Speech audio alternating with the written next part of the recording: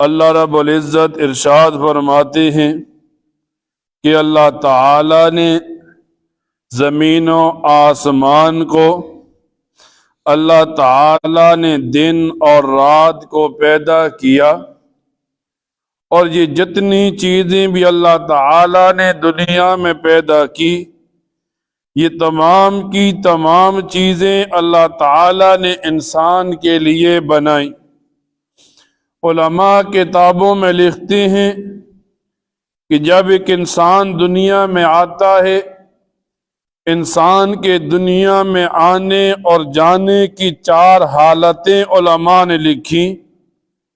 فرمایا پہلی حالت یہ کہ ایک انسان دنیا میں آیا، مسلمان کے گھر میں پیدا ہوا، پھر اس کی موت کا وقت آیا تو ایمان پر موت آ گئی۔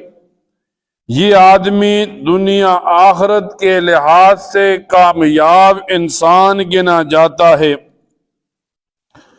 فرمایا دوسرا وہ انسان ہے جو کفر کی حالت میں پیدا ہوا، یعنی کافر کے گھر میں پیدا ہوا، پھر کفر کی حالت میں موت بھی آ گئی۔ یہ آدمی دنیا آخرت کے لحاظ سے ناکام انسان ہے۔ پھر علماء لکھتے ہیں تیسرا وہ انسان ہے جو دنیا میں آیا تو ایمان کی حالت میں مسلمان کے گھر میں پیدا ہوا، لیکن جب موت کا وقت ہوا دین سے پھر گیا، کفر کی حالت میں چلا گیا، تو فرمایا یہ آدمی دنیا آخرت کے لحاظ سے بدبخت انسان گنا جاتا ہے۔ اور چوتھا انسان وہ، فرمایا جو دنیا میں آیا کفر کی حالت میں تھا، پھر آیا تو اسلام قبول کیا، موت ایمان کی حالت میں آئی، فرمایا یہ آدمی دنیا آخرت کے لحاظ سے نیک بخت، خوش بخت اور کامیاب لکھا جاتا ہے۔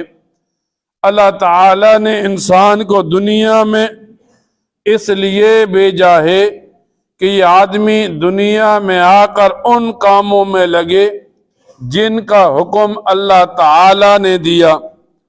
فرمایا ایک مسلمان دنیا میں آتا ہے، بعض گناہ ایسے کرتا ہے جن کی سزا دنیا کے اندر ہی مل جاتی ہے۔ نبی کریم